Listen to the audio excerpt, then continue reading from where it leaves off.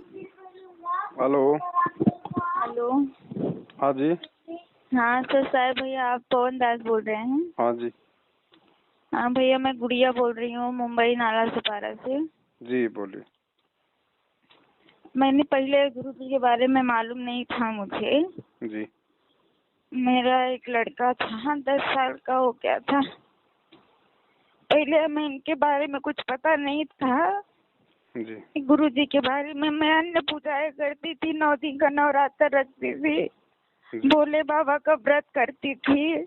मेरा बेटा जब भी नहीं हुआ था, बड़ा वाला 10 साल का हो गया, वो जब भी नहीं हुआ था तभी मैंने माँ दुर्गा का व्रत मान के रखा था।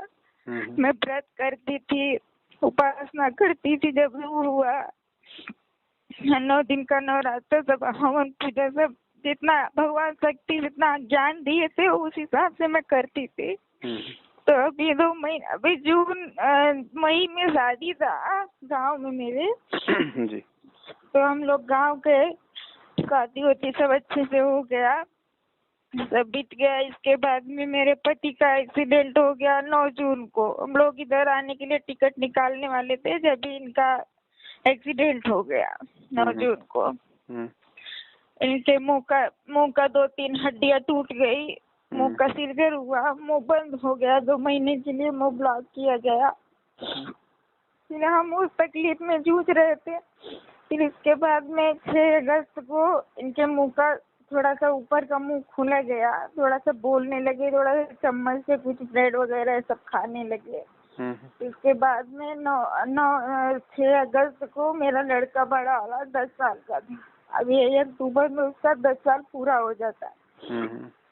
वो अचानक शाम को खाना खाया, खेला कूदा, सबसे बातचीत किया, बहुत अच्छा लड़का था। मैं कैसे आपको बताऊं, अगर आपका व्हाट्सएप नंबर रहेगा तो मैं आपको उसका फोटो सेंड करूंगी जरूर।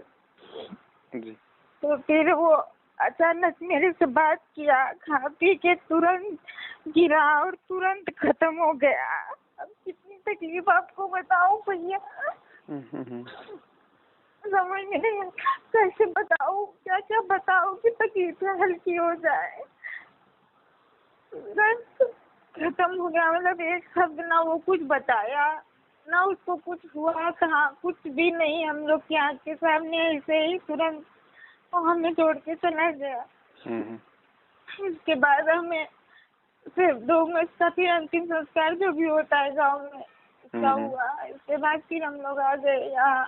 तो मैं ऐसे बैठी रहती हूँ, मोबाइल देखती रहती हूँ। बहुत सारे लोग, बहुत सारे वो क्या बोलते हैं, ईसाई लोग होते हैं ना, यीशु भगवान को पूजने वाले, बहुत सारे वीडियोस देखे हमने। उसमें बहुत सारे लोगों ने कि मुर्दे को जिंदा किया जाता है, भगवान से जो मांगो भगवान वापस दे देते हैं।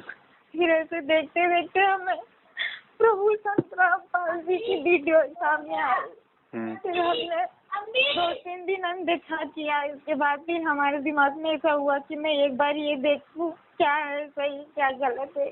फिर हमने देखना चालू किया। अभी तो उसी दिन से मैंने गुरुजी का सत्संग सुनने लगी।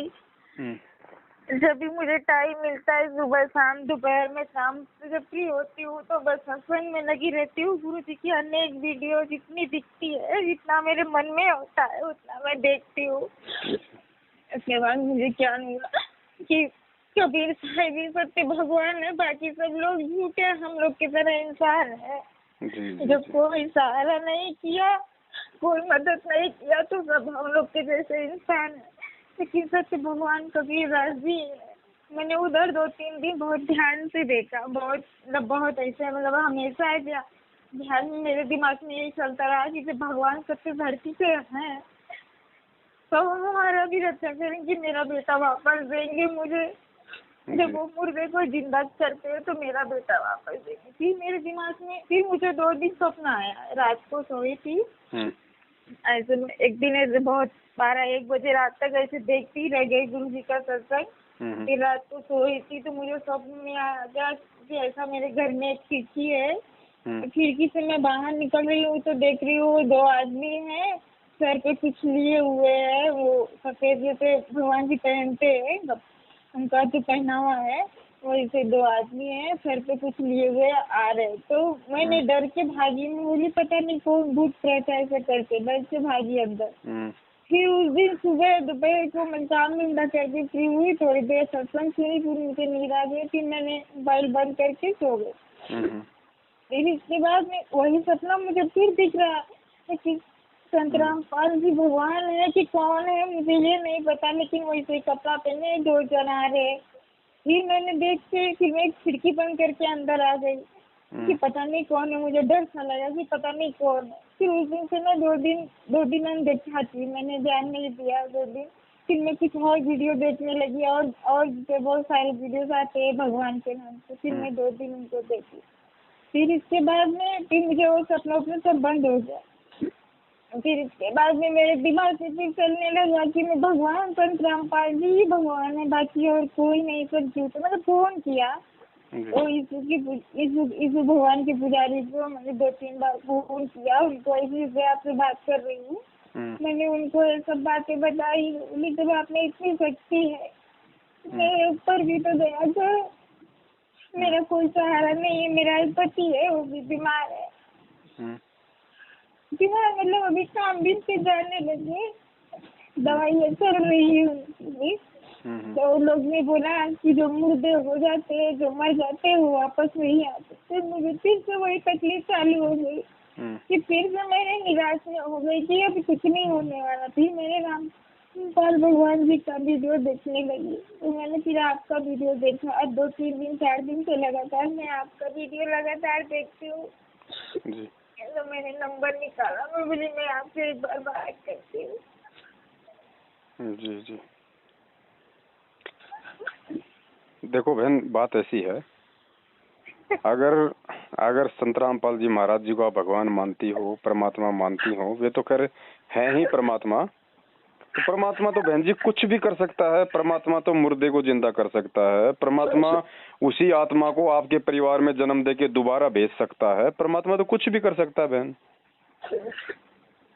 भैया मैं आपको कैसे बताऊँ, आप एक बहन की समझ रहे हो ना मुझे। मैं आपकी एक बहन हूँ, आप मेरे भाई हो। मेरा एक ही भाई है, मैं 5 बहन हूँ। जी। मुझे अपनी बहनों में बड़े भाइयों में बड़ी हूँ। कोई बात नहीं। देखो बहन, ऐसा पहले तो थोड़ा सा आप जो है मतलब देखो, जो हो गया तो हो गया बहन, ठीक है। उसको तो देखो ना आप कुछ कर सकती, ना मैं कुछ कर सकता। करने वाला वो तो परमात्मा है। हर आत्मा का देखो बहन अपना संस्कार है। अब इस जन्म में वो आपका बेटा था, लेकिन मान लो पता नहीं वो पिछले जन्म में कौन था, कौन सी आत्मा थी, उसने कितने अच्छे बुरे कर्म किए हुए थे। देखो उसी आधार से सबका जीवन जो है वो निर्धारित होता है, जब तक हम भगवान की शरण में नहीं आते। तो जो होना था वो तो हो गया बहन, उस पे तो आंसू बहाने की या उस पे ठीक है बहन जी। अब होता है बहन, हम जीव हैं भाई। जब अपने परिवार से कोई सदस्य जब हमसे बिछुड़ता है तो दुख तो बहन जी होता ही है, चाहे कोई जीव हो। चाहे जब एक जानवर का बच्चा मर जाता है तो वो भी 5-7 दिन तो बेचारा उदास रहता है। हम तो जीव हैं, हम तो भाई इंसान हैं।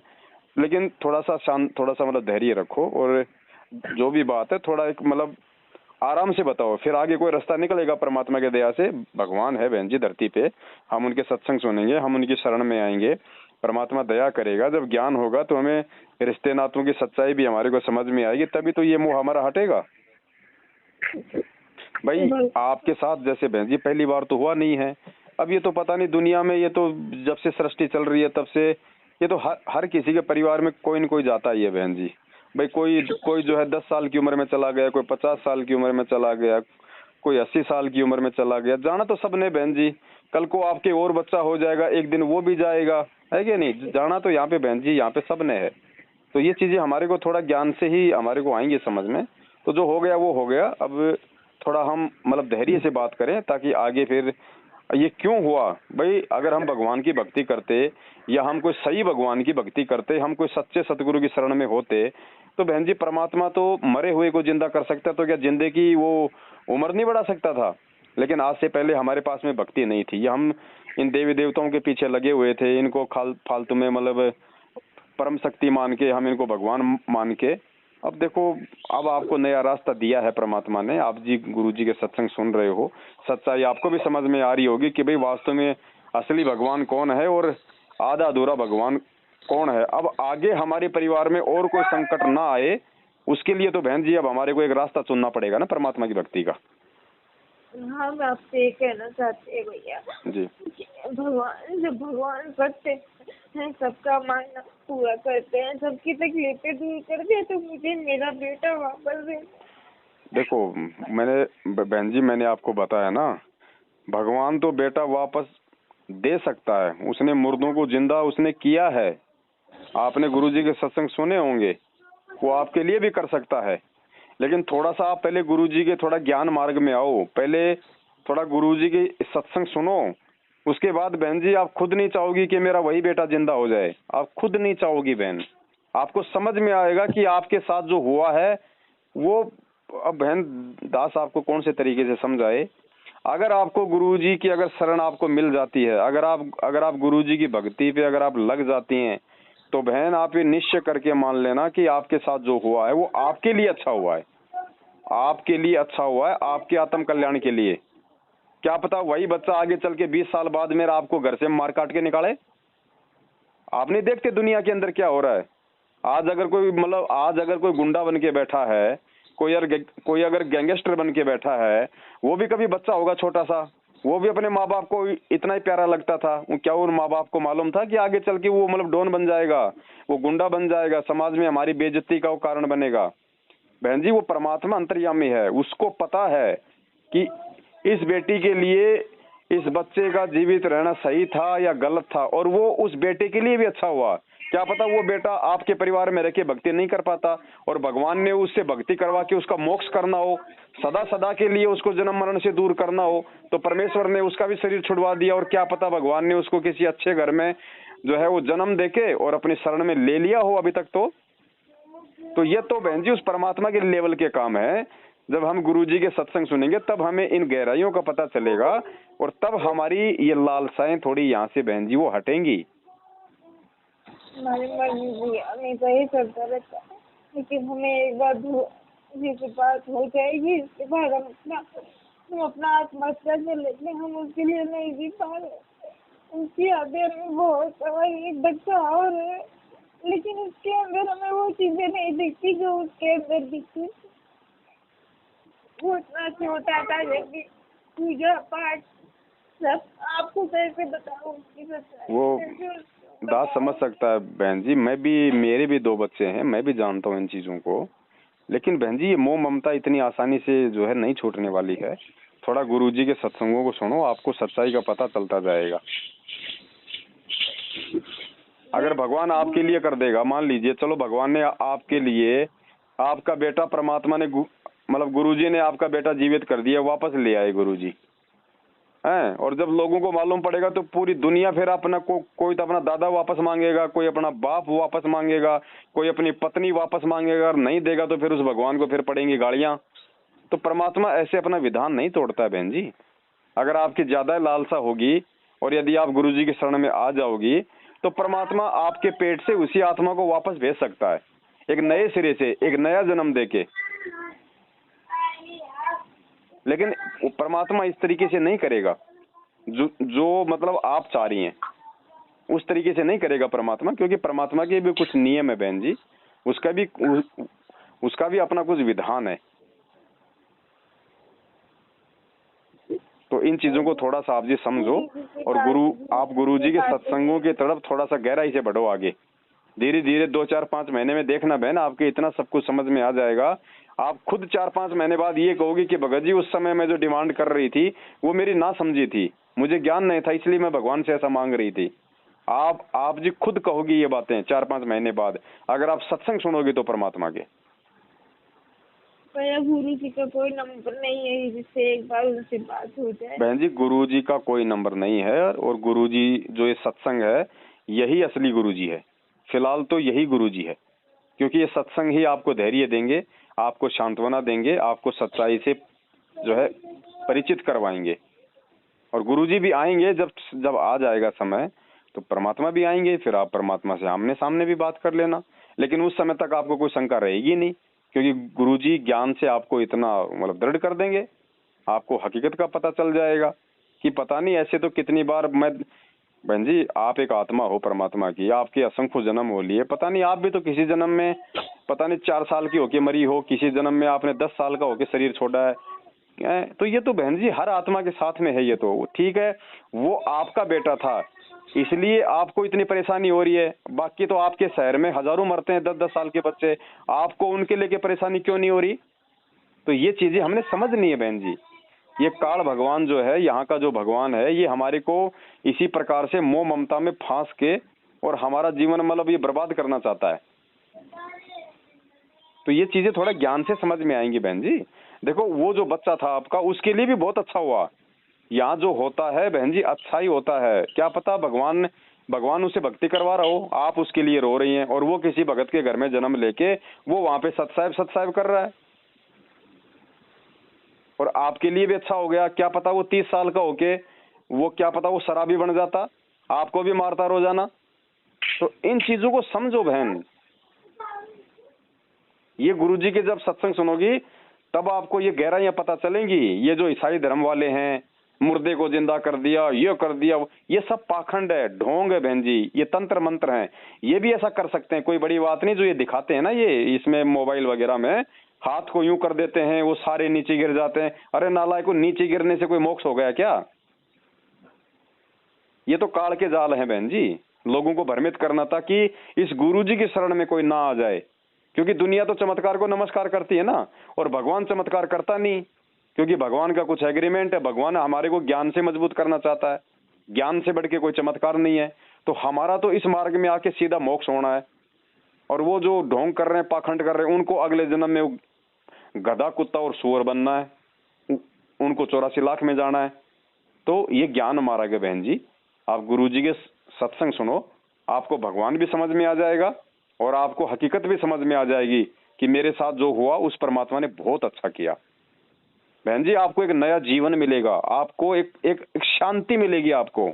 ये तो मेरे साथ भी हो सकता है बहन जी, कल को मेरा बच्चा भी जो है 12-13 साल का है, कल को वो भी मर सकता है। अब वो मर गया तो बहन जी उसके अपने संस्कार, क्या पता उसने पिछले जन्म में उसने 50 को मार रखा हो, तो वो कर्म तो उसको भोगने पड़ेंगे।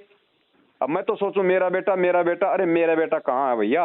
आज से पहले कहाँ था वो? अगर मेरा बेटा होता तो आज से पहले मुझे क्यों नहीं पता कि वो कहाँ था, कौन से जन्म में कहाँ था, और मरने के बाद वो कहाँ गया? अगर मेरा बेटा होता तो। बहन जी ये तो इस परमात्मा की आत्मा है सारी, ये तो सतगुरु रामपाल जी भगवान के बच्चे हैं, हम भी, हमारे बच्चे भी, जो मर गए वो भी, जो मरेंगे वो भी। तो ये ज्ञान से हमें इन चीजों का बहन जी पता चलेगा, फिर हमारे को एक शांति मिलेगी कि भैया ये तो मिट्टी के खिलौने हैं, ये तो मिट्टी के खिलौने हैं, राख थी राख में मिल जाएगी। अगर हमारे हैं तो सदा हमारे साथ क्यों नहीं रहे?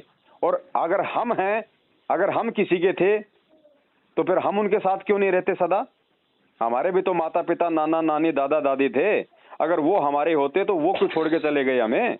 तो बहन यहाँ कोई किसी का नहीं है। इस काल भगवान ने हमारे को ये बेटा बेटी, भाई बंधु, रिश्तेदार, जवाई, इन रिश्तों में बांध रखा है, हमारे को मोह ममता में इतना जकड़ रखा है कि हम इससे छूट ना सकें। और ये बहन जी छुटकारा मिलेगा गुरुजी के ज्ञान से, गुरुजी के सत्संगों से।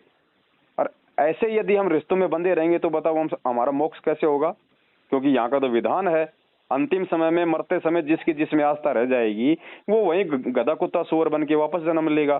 तो बहन जी गुरुजी इसलिए तो आए इस धरती पे कि बच्चों पहले ये ज्ञान सुनो, ज्ञान को समझो, और उसके बाद फिर मेरे साथ चलो उस लोक में, सतलोक में, जहाँ ना तो कभी तुम्हारा बेटा मरेगा, ना कभी तुम्हारी बेटी मरेगी, ना कभी तुम्हें कोई रोग होगा, ना कोई एक्सीडेंट होगा, है सदा सदा के लिए मौज मस्ती उस अमर लोक में चलेंगे बहन जी।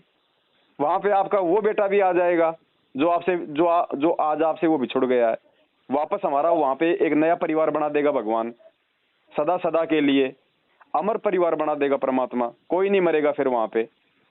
तो यहाँ तो बहन जी चलो आज तो चलो आपका बेटा अगर मान लो नहीं भी मरता, आपके साथ रह लेता, चलो 50 साल रह लिया, 60 साल रह लिया, फिर अगले जन्म में आप कहाँ, आपका जन्म पाकिस्तान में, बेटे का जन्म क्या पता अमेरिका में हो जाए, ना आप उसको जानो ना वो आपको जाने। बस इसी चीज के लिए हम दुखी हो रहे हैं। अब ये भगवान मिल गए, हमारा असली बाप ये है। अब इसकी भक्ति करके बहन जी हम सदा सदा इस बाप के पास जाएंगे हम। और ये तो सबके मरते हैं बहन जी, ऐसा कौन है दुनिया में जिसका बेटा नहीं मरता हो, जिसकी माँ नहीं मरती हो, जिसका बाप नहीं मरता हो? है कोई ऐसा बहन जी? है कोई? मुझे कोई एक ऐसा परिवार बता दो जिसमें किसी की मौत ना हुई हो, या फिर मौत ना होगी। एक परिवार मुझे ऐसा बता दो, तो फिर बहन जी हम किस बात का दुख मना रहे हैं? लेकिन ये दुख मिटेगा बहन जी सतगुरु रामपाल जी भगवान का ज्ञान समझने से। फिर देखो बहन जी 2 महीने बाद जब आप मुझे फोन करोगे ना, आप खुद कहोगी कि पवन भगत जी अच्छा हुआ जो मुझे परमात्मा का सत्संग सुनने को मिल गया, नहीं तो मैं तो रो रो के बावड़ी हो जाती। तो बहन थोड़ा सा अपने मन में ना थोड़ा सा मतलब धैर्य लाओ, और ये धैर्य कोई ऐसे नहीं आएगा इस तरीके से जो मैं आपसे बात कर रहा हूँ ना, मेरी बातों का कोई असर नहीं होना बहन जी। मैं तो एक परमात्मा का मैं तो कुत्ता हूँ, मैं तो आपको समझा सकता हूँ कि भाई गुरुजी ने ये बातें बोल रखी हैं। बाकी जब आप गुरुजी के मुख से जब आप उनकी वाणियां सुनोगी, जब आप परमात्मा के ये सत्संग सुनोगी, तब आपके समझ में आएंगी बहन जी ये सारी बातें कि भाई हम कहाँ बेटा बेटी के चक्कर में यहाँ पे अपना जीवन बर्बाद कर रहे हैं। वो भगवान सतलोक का राजा हमारे को मोक्ष देने के लिए इस धरती पे आया हुआ है, और हम उसको ना पहचान के, उसकी शरण में ना आके हम ये बेटा बेटी के चक्करों में फंसे हुए हैं। और बहन जी आप जी गुरुजी का सत्संग ध्यान से सुनो, और अगर समझ में आ जाए 1-2 महीने बाद में, तो फिर मुझको फोन करना, मैं आपको एक वीडियो भेजूंगा परमात्मा का। उसके बाद आप जी संकल्प कर लेना, और संकल्प करके अपने घर में 3 टाइम की गुरुजी की आरती, गुरुजी का देसी घी का अपना दीपक, और गुरुजी का सत्संग देखना बहन, कितनी शांति मिलेगी आपको। आपको यही जन्नत दिला देगा परमात्मा। जो सुख यहाँ के स्वर्ग में नहीं है, भगवान इस धरती पे दे देगा आपको। और कौन सी बड़ी बात है परमात्मा? अरे कोई उम्र नहीं है बहन जी इस परमात्मा तो 80 साल की उम्र में मालिक ने धर्मदास की पत्नी को 80 साल की उम्र में उसको बच्चा दे दिया था। 80 साल की उम्र में भगवान है, तो फिर भगवान तो कुछ भी कर सकता है बहन। भगवान तो मरी हुई औरत को जिंदा करके उसके पेट में बच्चा डाल दे, कौन सी बड़ी बात है? और वो भी कर देगा भगवान। क्या पता अगर आप उसकी शरण में लगोगे तो एक बार क्या नहीं कर देगा बंदी छोड़। भगवान किसको कहते हैं फिर? लेकिन ये रोने से और ये हिम्मत हारने से नहीं होगा, गुरुजी की भक्ति करने से सब कुछ होगा, गुरुजी से प्रार्थना करने से सब कुछ होगा। आया बहन कुछ समझ में? हाँ, मन छोटा करने से कुछ नहीं होगा बहन, कुछ नहीं होगा सिवाय दुख तकलीफ के। अपने आप को आप जी कमजोर कर लोगी और कुछ फायदा नहीं होगा। इस गुरुजी का सत्संग सुनो बहन जी, आपको सारी रिश्तों की सच्चाई समझ में आ जाएगी, और आप ये कहोगी कि अच्छा हुआ कि वो बच्चा वो शरीर छोड़ गया। क्या पता मेरे साथ रहता तो वो भी बेचारा अपना मोक्ष नहीं करवा पाता। कम से कम अब परमात्मा उसको देखो, अगर आपको गुरुजी का सत्संग सुनने को मिल रहा है ना, तो जाहिर सी बात है कि भगवान ने आपके बच्चे पे भी दया की है, बहुत बड़ी मेहर की है परमात्मा ने आपके बेटे पे। और अब तक तो भगवान ने किसी भगत के घर में जन्म देके उसकी भक्ति शुरू करवा दी होगी। तो आपके बेटे का भी भला, और इधर भगवान ने अब आपको अपने शरण में लेकर आपका भी परमात्मा भला कर देगा। बताओ बहन जी, आपके तो दोनों हाथों में लड्डू आ गए। और किसी के चक्कर में मत पड़ो बहन, ये देवी देवता ये भी अपने स्तर के भगवान हैं, लेकिन इनसे हमारा वो काम नहीं होना जो काम हमारा इस कलयुग में आके जो बिगड़ चुका है। हमारे जो पाप कर्म है उनको ये नहीं मेट सकते। हमारा मोक्ष ये देवी देवता नहीं कर सकते, ब्रह्मा विष्णु महेश, ये देवी दुर्गा शंकर महादेव नहीं कर सकते। अब तो इनके रोग नहीं कटेंगे, वो समय आ गया, अब तो ब्रह्मा विष्णु महेश के भी रोग नहीं कटेंगे। ये भी उस भगवान के आगे प्रार्थना करते हैं जब इन पे संकट आता है। तो क्यों ना हम डायरेक्ट उसी भगवान से प्रार्थना कर लें जो आज धरती पे संत रामपाल जी भगवान के रूप में आया हुआ है।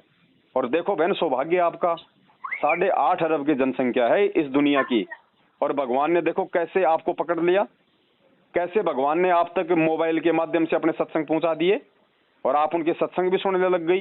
बहन जी आपसे अच्छी आत्मा और कौन हो सकती है? ये भगवान की दया है आपके ऊपर। इस दया को बहन जी आप जी बरकरार रखो, किसी के चक्करों में मत पड़ो। ये सत्संग सुन लो आप गुरु जी के 2 महीने। आप अपने भाई की बात मान लो। दास आपसे प्रार्थना करता है हाथ जोड़ के, 2 महीने किसी की मत सुनो। आप गुरु जी के सत्संग सुनो बड़े ध्यान से। जो सृष्टि रचना होती है आप उसको सुनो 3, 4, 5 बार ध्यान से। आज मेरा दिल प्रफुल्ल हो गया। आपने जो ये कह दिया कि आप भाई की बात मान लो। मैं भाइयों से बहुत प्यार करती हूँ। मैं छोटी थी तभी मुझे भाई नहीं था, जब मेरी शादी हुई तब मेरे को भाई हुआ। अरे मेरे भाई के साथ भी रखना, मेरे भाई का भी प्यार नहीं मिला मुझे। जब भाई बोलने डोलने लाया हुआ जब तक मैं ससुराल में हो गई, जब भी भगवान ने 3 साल बच्चे नहीं दिए, उसके बाद वो हुआ, फिर वो हुआ, बड़ा हुआ, उसके साथ जीना खाना चलना फिरना सीखी, जब मुझे सब दुख तकलीफ दूर हुई। फिर जब भी उसके साथ मैंने अच्छा फील करने लगा कि अभी मेरा बच्चा सब कुछ है, जब मैं उसके साथ जीने की कोशिश की तब भगवान ने उसको ही छीन लिया। ये आपकी बहन बहुत तकलीफ सही है भैया, कितनी तकलीफ आपको बताओ, बहुत तकलीफ सही है। कोई बात नहीं बहन जी, अभी अब देखो सारी तकलीफें हरने के लिए परमात्मा आ गया है। अब और तकलीफ परमात्मा नहीं होने देगा अगर आप गुरुजी की शरण में आ जाओगी तो। अगर सत्संग सुन के अगर गुरुजी से आप जी संकल्प दीक्षा ले लोगी, और जब गुरुजी आएंगे उसके बाद गुरुजी से नाम लेना है, उससे पहले किसी के चक्करों में नहीं पड़ना है। और बहन जी असली भाई बहन तो आप और हम हैं, उस परमात्मा के बच्चे हैं असली भाई बहन। ये यहाँ के भाई बहन तो मतलब ये तो स्वार्थी हैं। अगर कोई असली भाई होता तो वो भी बहन जी मतलब स्वार्थ का नाता होता, यहाँ कोई किसी का नहीं है। अब असली भाई बहन तो आप और हम हैं जो परमेश्वर के ज्ञान से जुड़ेंगे। और आपसे बम्बई कितना दूर पड़ता है?